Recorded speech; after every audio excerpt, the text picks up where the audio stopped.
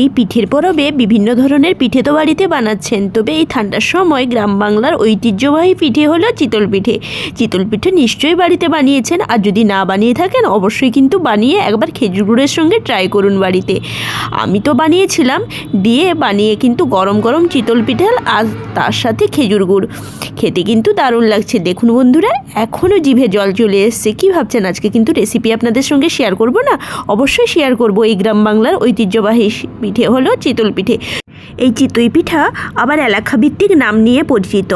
অনেক এলাকায় চিতপিঠা, আবার কোনো জায়গায় চিতই পিঠা, কোনো জায়গায় আবার সরা পিঠা, বিভিন্ন জায়গায় বিভিন্ন নামে এই চিতই পিঠাটা পরিচিত। আপনাদের এলাকায় কী নামে পরিচিত অবশ্যই কিন্তু কমেন্ট করে জানাতে ভুলবেন না। আচ্ছা চলুন এই ফুলকো ফুলকো চিতই পিঠাটার ফার্স্ট হাফটা আপনাদের সঙ্গে দেখিয়ে দিই, তারপর রেসিপিটা আপনাদের সঙ্গে শেয়ার করছি। এখানে আমি আগের থেকে ভিজিয়ে রেখেছিলাম ভাতের চাল। ভাতের চালটা আমি আমার পরিমাণ মতন নিয়েছি, আপনারা আপনাদের পরিমাণ মতন নেবেন। আগের বছর কিনে রেখেছিলাম চিতই পিঠার ঢাল।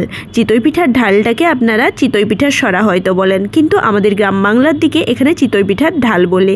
তো এই চিতই পিঠার ঢালটা গত বছর আমি কিনে রেখেছিলাম। গত বছর তো পিঠে প্রচুর খেয়েছি, এবছরও আমি শীত পড়তেই না পড়তে পিঠে করা শুরু করে দিয়েছি। তবে হ্যাঁ, এটা কিন্তু অনেক আগেকার ভিডিও, আপনাদের এডিটিং করে পরে শেয়ার করেছি। আমি এখানে যে ভিজিয়ে রাখা চালটা ছিল, ভিজিয়ে রাখা চালটাকে ভালো করে ধুয়ে মিক্সির মধ্যে পেস্ট করে এখানে পরিমাণ মতন জল দিয়ে দিয়েছি। আপনারা কিন্তু চালের গুঁড়ো দিয়েও এই পেস্টটা বানিয়ে নিতে পারেন, তবে আমি এখানে ভাপানো চাল বা ভাতের চালটা যেটা, সেই চালটা ব্যবহার করেছি। আর এখানে বড় চামচে 2 চামচ পরিমাণ এখানে আমি চালের গুঁড়ো দিয়ে ভালো করে মিশিয়ে নিচ্ছি। মিশ্রণটা খুব সুন্দর হবে, খুব ঘনও হবে না আবার খুব পাতলাও হবে না। ব্যাটারটা দেখে নিশ্চয়ই আপনারা বুঝতে পারছেন। এরপর চলুন পরিমাণ মতন এখানে আমি নুন দিয়ে দিচ্ছি। পরিমাণ মতন নুন দিয়ে দেওয়ার পরে প্রায় আমি এখানে 15 থেকে 20 মিনিট রেস্টে রেখে দেবো। তেমন কিছু এখানে নয়, খুব সাধারণ পদ্ধতি দিয়ে এই পিঠেটা বানিয়ে নেওয়া যায়। তবে হ্যাঁ, যারা প্রথম বানাচ্ছেন একটু মাপঝোঁক করে বানাবেন। এখানে আমি ঢালটাকে গরম করে নিয়েছিলাম, আপনাদের ভাষায় যেটাকে বলে সরাটাকে গরম করে নিয়েছিলাম। গরম করে আমি এখানে চিতই পিঠার বাটারটা দিয়ে উপরের যে খাপটা আছে আমি ঢাকা দিয়ে এখানে জল দিয়ে দিচ্ছি। চলুন এরপর দেখুন পিঠেটা কত সুন্দর হয়েছে। অনেকে আবার গ্যাসে বলেন বানাতে পারেন না, আর এই চিতই পিঠা গ্যাসে হয় না ভালো করে। তবে আমি তো প্রত্যেক বছরই বানাই, খুব সুন্দর হয়।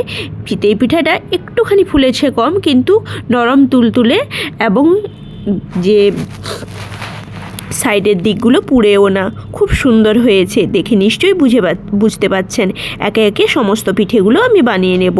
এই সময় বলে রাখি, যারা অনুপমা কিচেন চ্যানেলটাকে এখনও সাবস্ক্রাইব করেননি প্লিজ তারা সাবস্ক্রাইব করে দেবেন, লাইক কমেন্ট করবেন, আর অবশ্যই জানাবেন কে কোথা থেকে আমার রেসিপি দেখছেন। আর এই চিতই পিঠা আপনাদের খেতে কেমন লাগে সেটাও কিন্তু কমেন্ট করে জানাতে ভুলবেন না। আমার তো দারুণ লাগে খেজুর গুড়ের সাথে খেতে। আপনারা কিসের সাথে চিতই পিঠা খেতে ভালোবাসেন সেটাও কিন্তু কমেন্ট করে জানাবেন। দেখুন একে একে সমস্ত পিঠেগুলো আমি খুব সুন্দরভাবে তুলে নিচ্ছি। দারুণ লাগে এই পিঠেগুলো গরম গরম খেজুর গুড়ের সঙ্গে খেতে। পুরো একে একে করে বানিয়ে নিচ্ছি এই গ্রাম বাংলার ঐতিহ্যবাহী পিঠে চিতই পিঠে। একে একে সমস্ত পিঠে বানিয়ে নেওয়ার পরে আমি দেখুন কতটা সুন্দর গ্যাসে হচ্ছে পিঠেগুলো। সমস্ত পিঠে ফুলকো ফুলকো হচ্ছে এবং নরম তুলতুলে হচ্ছে। প্রত্যেকটা পিঠে দেখে নিশ্চয়ই বুঝতে পারছেন কতটা সুন্দর হয়েছে। আর পিঠেগুলো কেমন লাগলো দেখে অবশ্যই কমেন্ট করে জানাবেন। আজকে এই পর্যন্ত, দেখা হচ্ছে নতুন একটা ভিডিওতে। ততক্ষণের জন্য টাটা।